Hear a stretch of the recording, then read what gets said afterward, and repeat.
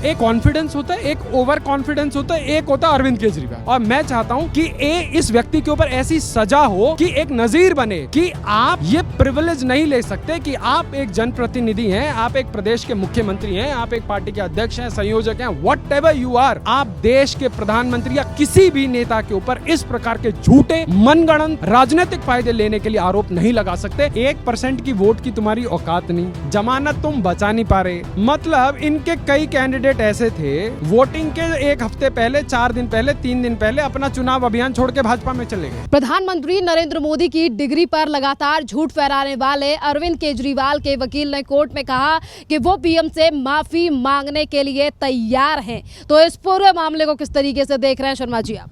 देखिए, मैं आपके चैनल के माध्यम से माननीय सुप्रीम कोर्ट को अनुरोध करता हूं कि this guy is a repeat offender. This guy, ex chief minister of Delhi Arvind Kejriwal, Aam Aadmi party के संयोजक, एक रिपीट ऑफेंडर हैं।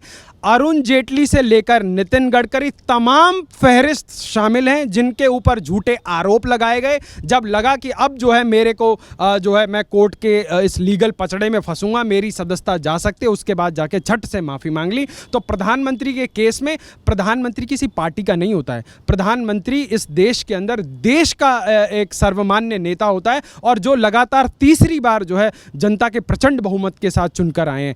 ऐसे व्यक्ति के ऊपर ऐसे घटिया लांछन लगाना, उनके व्यक्तिगत जीवन के ऊपर, उनके पारिवारिक जीवन के ऊपर, उनकी शैक्षिक योग्यताओं के ऊपर, हर चीज़ के ऊपर इन्होंने जो है इस प्रकार की बदजुबानी करने का जो है दुष्प्रयास किया है। और जब आज ये कोर्ट के फंडे में है तो इन्होंने देश का सबसे महंगा वकील रखा हुआ है और वो भी कांग्रेसी है।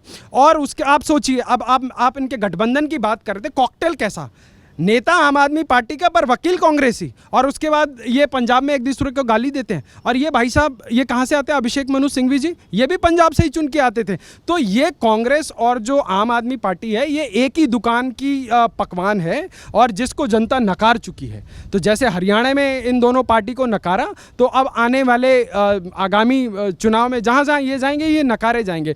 तो मैं चाहता हूँ कि इस व्यक्ति को, और कोर्ट ने टिप्पणी की है कि इस व्यक्ति को माफ़ी नहीं मिलेगी, क्योंकि इसने एक बार नहीं, 2 बार नहीं, बार बार ऐसी हिमाकत की है और ऐसी चीज़ों के ऊपर जो है माननीय कोर्ट की ऑब्जर्वेशन रहती है। और मैं चाहता हूं कि इस व्यक्ति के ऊपर ऐसी सजा हो कि एक नज़ीर बने कि आप ये प्रिविलेज नहीं ले सकते कि आप एक जनप्रतिनिधि हैं, आप एक प्रदेश के मुख्यमंत्री हैं, आप एक पार्टी के अध्यक्ष हैं, संयोजक हैं, व्हाटएवर यू आर, आप देश के प्रधानमंत्री या किसी भी नेता के ऊपर इस प्रकार के झूठे मनगढ़ंत राजनीतिक फायदे लेने के लिए आरोप नहीं लगा सकते। देश के अंदर एक नजीर पैदा होनी चाहिए। दिल्ली के पूर्व मुख्यमंत्री अरविंद केजरीवाल ने एक तरफ इस्तीफा दे दिया है, पर उनकी मुश्किलें आज भी बढ़ती हुई नजर आ रही हैं। जिस तरीके से अपने आप को कट्टर ईमानदार और कट्टर मुख्यमंत्री की उपाधि देने वाले अरविंद केजरीवाल का अब नया घोटाला सामने आ रहा है कि शीश महल से जो 12-13 लाख रुपए के टॉयलेट थे वो अब गायब हो चुके हैं। देखिए, दिल्ली की जनता को ये बात बहुत अच्छे से समझ आ रही है कि जो व्यक्ति चोर होता है वो कभी स्वयं को चोर नहीं कहता है, वो पूरी गली में सबको चोर बताता है, पर चोरी वो स्वयं कर रहा होता है। तो ये केजरीवाल जी वही व्यक्ति थे जो रामलीला मैदान में खड़े होकर गला फाड़ फाड़ कर वो खाली पन्ने, पता नहीं A4 शीट ऐसे लहराते हुए कहते थे कि ये भी चोर है, वो भी चोर है, लालू भी चोर है, शरद पवार भी चोर है, राहुल गांधी चोर है, सोनिया गांधी चोर है। यही कहा था ना, पूरी दुनिया को, पूरे देश को याद है। और कहते थे कि इस देश में परिवर्तन के परिचायक इकलौते हम हैं। तो दिल्ली की जनता ने सोचा कि हरीश चंद्र की औलाद के रूप में कोई एक ऐसा जन नेता आया है जो हमें जो है तमाम मुश्किलात से निजात दिलाएगा। पर लोगों को क्या पता था कि ये उनका प्रो मैक्स वर्जन निकलेगा। जो आदमी कल उन सब लोगों को चोर बताता था, आपने देखा होगा ट्विटर पे एक बड़ी अच्छी फोटो वायरल हुई थी। एक कोई छुटभैया नेताजी थे जो बड़ी माला में कहीं से ऐसे घुसते थे। तो केजरीवाल जी वही छुटभैया नेता हैं जो इन सो कॉल्ड उन्हीं के आरोप लगाए हुए चोरों के बीच में उस माला में आने वाले वो नेताजी हैं जो कहीं से एडजस्ट नहीं हो पा रहे थे। अभी आप सोचिए, लोकसभा चुनाव के अंदर इन्होंने कांग्रेस के साथ गठबंधन किया, और उसके बाद कह रहे हैं कि हम पंजाब में गठबंधन नहीं करेंगे, हरियाणा में करेंगे। हरियाणा में कांग्रेस ने इनको भाव नहीं दिया तो अब कह रहे हैं कि हम दिल्ली में कांग्रेस के साथ गठबंधन नहीं करेंगे। जो व्यक्ति कल तक पानी पी पी कर शीला दीक्षित के ऑफिस के अंदर एयर कंडीशन गिना करता था, आज उसके ऑफिस में, शीला दीक्षित के ऑफिस में जितने एसी थे उससे 5 गुना एसी लगे हुए हैं, पर्दे लाखों में, टॉयलेट की सीट 20-20 लाख की। अगर गिनवाने लग जाऊं तो शायद किसी 7 सितारा होटल में इस प्रकार की जो है सुविधाएं लगी होती हैं। और ये भाई साहब तो टोटी वालों से भी एक कदम आगे निकले। मतलब कि पीडब्ल्यूडी में एक तरफ तो कहते हैं कि हाँ भाई जो है ये तो मुख्यमंत्री आवास है। जब मुख्यमंत्री आवास है तो ये कमोड उठा के ले जाने वाला कौन सा ऐसा क्रांतिकारी ईमानदार नेता होता है। तो अब आप सोचिए कि अभी सुप्रीम कोर्ट ने एक बड़ा अच्छा एक कमेंट दिया है।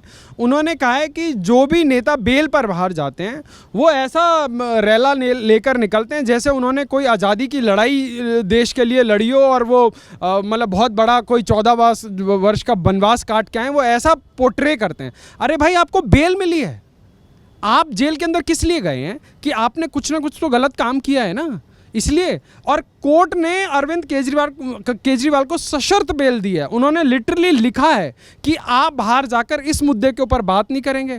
क्या ये कंटेम्प्ट ऑफ कोर्ट नहीं है? केजरीवाल और उसके सांसद बड़ी बड़ी चिट्ठियां लिख के, अरे अभी हरियाणा में भाषण दिया उन भाई साहब ने, बोला कि आपको पता है इन्होंने मुझे कैसे फंसाया, हरियाणा का एक एक बच्चा इसका बदला लेगा।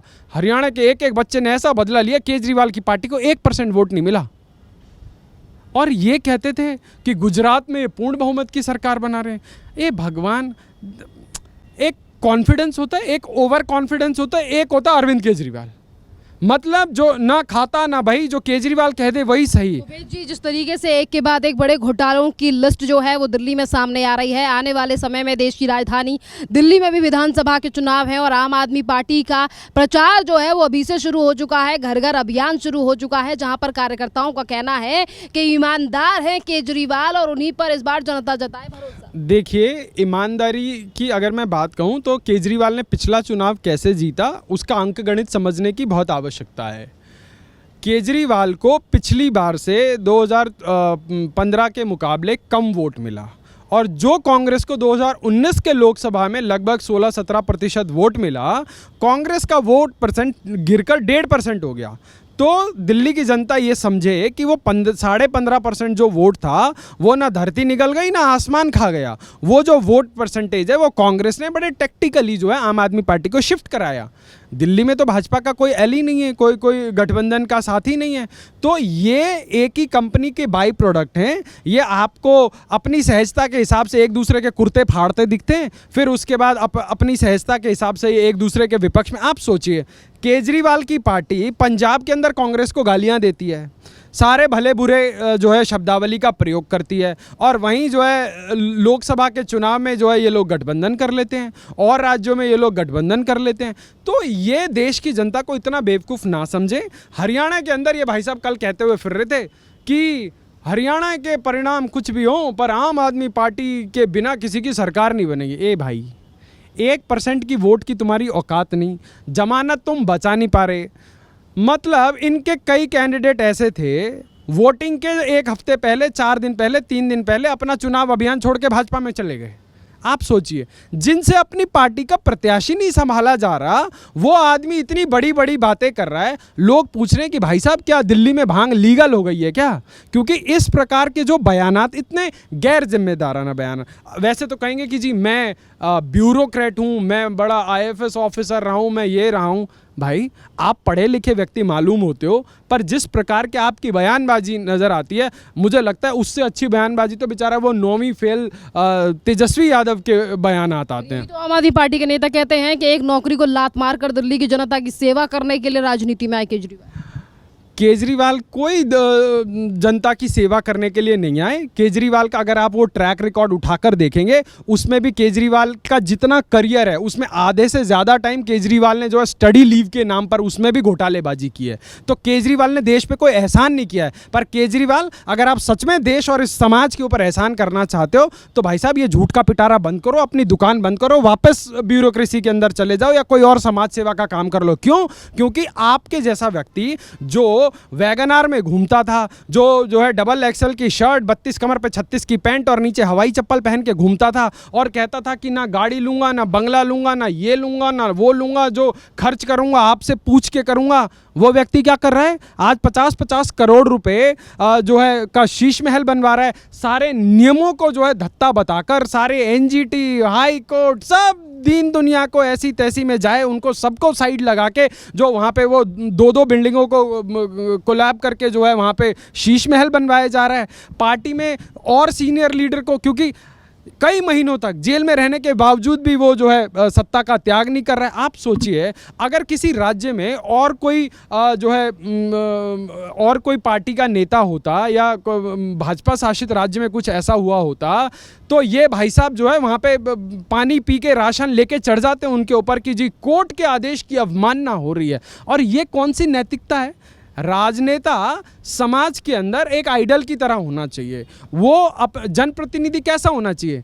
ढीठ होना चाहिए कि जिसके ऊपर ना कोर्ट का असर है, ना लोकतंत्र के किसी भी स्तंभ का असर है, मतलब कोई शुचिता ही नहीं है। अरे भाई, आप झूठ बोल रहे हो, आटे में नमक मिलाओ यार। नमक में आटा कौन मिलाता है?